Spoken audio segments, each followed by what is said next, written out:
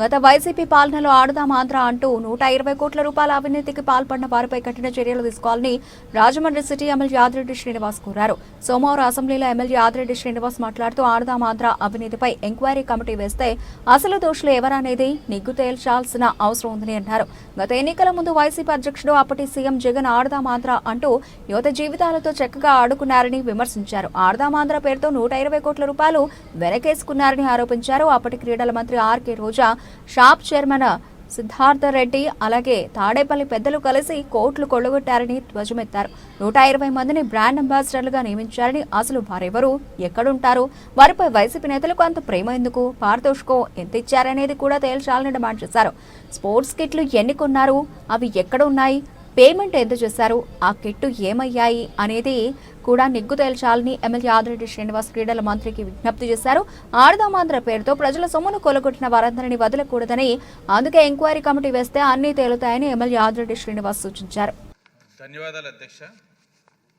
ఈ అవినీతి ఆడుదాం ఆంధ్ర గురించి చెప్పాలంటే క్షమించాలి, మరి అవినీతి అని ఎందుకు చెప్పాల్సి వస్తుందంటే వాళ్ళు చేసే కార్యక్రమాలు వైసీపీ వాళ్ళు ఏదైనా అవినీతితోటే ప్రారంభం అవుతాయి. ఆడుదాం ఆంధ్ర గురించి చెప్పాలంటే అధ్యక్ష, కిందటి గవర్నమెంట్లో వైసీపీ వాళ్ళు రాష్ట్ర యువత ఒక జీవితాలతో చాలా చక్కగా ఆడుకున్నారు అధ్యక్ష.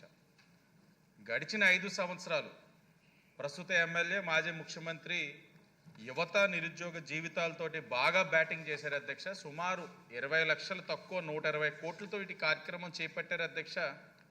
చాలా వెనకేసుకున్నారు. ఆనాడు క్రీడా మంత్రిగా ఉన్న రోజా, ఆనాడు శాప్ చైర్మన్ సిద్ధార్థ రెడ్డి ఆధ్వర్యంలో ఈ అవినీతి కార్యక్రమం శ్రీకారం చుట్టింది. దాని వెనకున్నదంతా కూడా తాడేపల్లి, మీకు తెలిసిందే. మేము అడుగుతుంది ఏంటంటే వాళ్ళ మీద ఎంక్వైరీ ఇనిషియేట్ చేశారా లేదా, అలాగే స్పోర్ట్స్ కిట్స్ ఎన్ని కొన్నారన్నది కాదు అధ్యక్ష, దాంట్లో నాణ్యత ఉందా లేదా అన్నది తెలియచేయాల్సిన అవసరం ఉంది.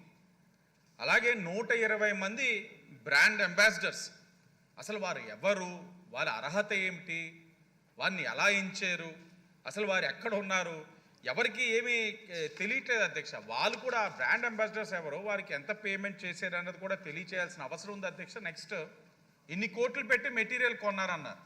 ఎక్కడుంది ఆ మెటీరియల్ అంతా? అంటే ఏది, ఎక్కడ ఎవరైనా ఎత్తికెళ్ళిపోయారా ఏంటి? ఆ మెటీరియల్ ఎక్కడ ఉంది అది కూడా చూపించాల్సిన అవసరం కూడా ఉంది అధ్యక్ష. ఎందుకంటే కొనుగోలు చేసేసామంటే సరిపోదు కదా, ఇరిగిపోయినాయా, ఉన్నాయా, వాడుకలో ఉన్నాయా, ఇవన్నీ కూడా చెప్పాల్సిన అవసరం ఉంది. ఇందులో ఎవరో పాల్గొన్నారో అందరికీ కూడా మనకు తెలిసిన వాస్తవమే అధ్యక్ష. సచివాలయ సిబ్బంది, వాలంటీర్లు, ఎక్కడికక్కడ అడ్మినిస్ట్రేషన్ అందరినీ కూడా పాల్గొని వారు ఆడారు అధ్యక్ష. అంటే మీకు ఇది యువత మీద అంత నిబద్ధత ఉండుంటే ప్రతి సంవత్సరం పెట్టాలి. ఎన్నికల ముందు, కరెక్ట్గా ఎన్నికల ముందు ఆడుదాం ఆంధ్ర అంటే యువతను ప్రలోభ పెట్టడానికి చేశారు. ఇందాక మా శాసనసభ్యురాలు చెప్పినట్లుగా అఖిల ప్రియ గారు 120 కోట్లు అవినీతి కాదు అధ్యక్ష, అంతకు మించి ఉంది.